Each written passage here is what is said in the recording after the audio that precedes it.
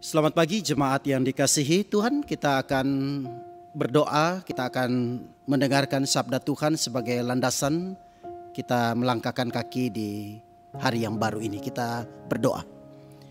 Tuhan Yesus, kami mau membaca kebenaran firman-Mu.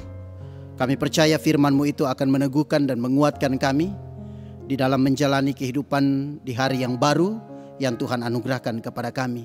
Tuntun kami dengan Roh-Mu yang kudus, sehingga firman ini bermanfaat bagi kami. Dalam nama Yesus kami sudah berdoa kepada Bapa di sorga. Amin. Saya membaca bagian firman Tuhan dari kitab 2 Raja-Raja pasalnya yang kelima, ayatnya yang pertama hingga ayatnya yang ketiga. Naaman disembuhkan.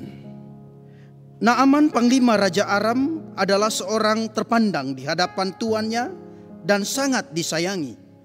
Sebab oleh dia Tuhan telah memberikan kemenangan kepada orang Aram. Tetapi orang itu seorang pahlawan tentara sakit kusta. Orang Aram pernah keluar bergerombolan dan membawa tertawan seorang anak perempuan dari negeri Israel. Ia menjadi pelayan pada istri Naaman. Berkatalah gadis itu kepada nyonyanya, "Sekiranya tuanku menghadap nabi yang di Samaria itu, maka tentulah nabi itu akan menyembuhkan dia dari penyakitnya." Demikian firman Tuhan. Tuhan Yesus memberkati. Bapak Ibu Saudara yang dikasihi dan diberkati oleh Tuhan, kita kenal sekali cerita tentang Naaman. Naaman adalah seorang yang sangat terpandang, seorang yang berhasil, yang sukses di dalam pekerjaannya. Namun ironi, dalam kesuksesannya itu diceritakan bahwa Naaman mengalami sebuah penyakit, satu penyakit yaitu kusta, yang bagi orang Israel pada waktu itu adalah suatu penyakit yang diakibatkan oleh dosa. Tetapi kemudian kita lihat dari cerita ini, Naaman akhirnya disembuhkan oleh Tuhan.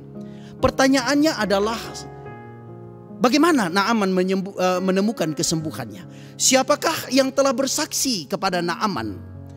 Bapak Ibu Saudara, dalam pembacaan ini dikisahkan bahwa ada seorang perempuan, seorang anak kecil yang menjadi tawanan bangsa Aram. Dialah yang memberikan kesaksian kepada istri Naaman dan memberikan kesaksian bahwa Naaman bisa disembuhkan. Bapak Ibu Saudara yang dikasihi oleh Tuhan, kita lihat bahwa yang memberikan kesaksian adalah seorang anak perempuan, seorang anak kecil, seorang yang sebenarnya tidak dipandang karena dia adalah seorang budak. Dia tidak punya hak bicara. Tetapi kita melihat bahwa ada sebuah kekuatan yang membuat kemudian perempuan ini, anak perempuan ini berani memberikan kesaksian kepada Naaman melalui istri daripada Naaman. Menjadi pertanyaan adalah, apa yang membuat anak perempuan ini, anak gadis kecil ini berani bersaksi kepada Naaman? Yang pertama, alasan yang pertama adalah oleh karena dia memiliki iman. Dia dibesarkan sebagai orang Israel, sebagai orang yang menyembah kepada Tuhan. Sehingga apa yang disampaikan oleh gadis kecil ini kepada Naaman itu dilandasi oleh karena pengenalan yang benar kepada Tuhan. Bapak Ibu Saudara, bagaimana kita tahu bahwa anak sekecil ini bisa atau mempunyai iman yang begitu kuat? Bapak Ibu Saudara, kalau membaca dalam kitab Ulangan pasal 6 ayat 4 sampai dengan 9, di sana bahwa kunci pengenalan kepada Allah kepada anak kecil ini dikarenakan bahwa ada perintah daripada Tuhan supaya orang tua Israel mengajarkan firman Tuhan secara berulang-ulang kepada anaknya. Inilah yang kemudian timbul iman daripada anak kecil ini, sehingga dia berani memberikan kesaksian kepada Naaman. Yang kedua, karena ia memiliki belas kasihan. Ini menarik Bapak Ibu Saudara. Status dia sebagai seorang tawanan, tetapi itu tidak membuat dia membenci Naaman. Orang tuanya mungkin mati di tangan tentara Aram. Dia dipisahkan, membuat dia kemudian tersendiri. Tetapi pada akhirnya kita melihat bahwa apa yang dilakukan oleh perempuan ini, Dia tidak membalas kejahatan dengan kejahatan. Itu diakibatkan oleh karena ketika dia melihat apa yang terjadi, penderitaan sakit penyakit yang dimiliki oleh Naaman, timbul belas kasihan. Iman melahirkan belas kasihan. Dan yang ketiga adalah oleh karena dia memiliki keberanian.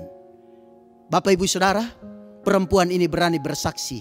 Dia tidak memikirkan status dia adalah seorang budak, seorang tawanan, seorang anak kecil, seorang perempuan. Dia tidak pikirkan itu. Dia merasa tidak terlalu mudah untuk mengutarakan sesuatu yang penting. Bapak Ibu Saudara, kita adalah orang-orang yang berbahagia. Kita lebih daripada perempuan kecil ini. Kita dipanggil untuk juga menjadi saksi Tuhan dimanapun kita berada. Di sekitar kita banyak kesulitan, di sekitar kita banyak masalah, banyak orang yang membutuhkan pertolongan. Kita sudah hidup di dalam Tuhan, kita mengenal Tuhan, dan kita juga memiliki belas kasihan. Mari kita berani melangkah bersaksi untuk memberitakan Kristus kepada sesama-sesama yang membutuhkan. Tuhan Yesus memberkati kita, Tuhan Yesus memberkati firman-Nya. Amin. Mari kita berdoa. Tuhan, jadikan kehidupan kami pada hari ini menjadi berkat. Kemanapun Tuhan membawa kami, apapun yang menjadi tugas pekerjaan kami, ingatkan kami bahwa kami adalah saksi Kristus. Dan kami tidak takut untuk memberitakan Yesus kepada saudara-saudara kami. Terima kasih Bapa di sorga. Di dalam nama Yesus kami sudah berdoa kepada Bapa di sorga. Haleluya. Amin.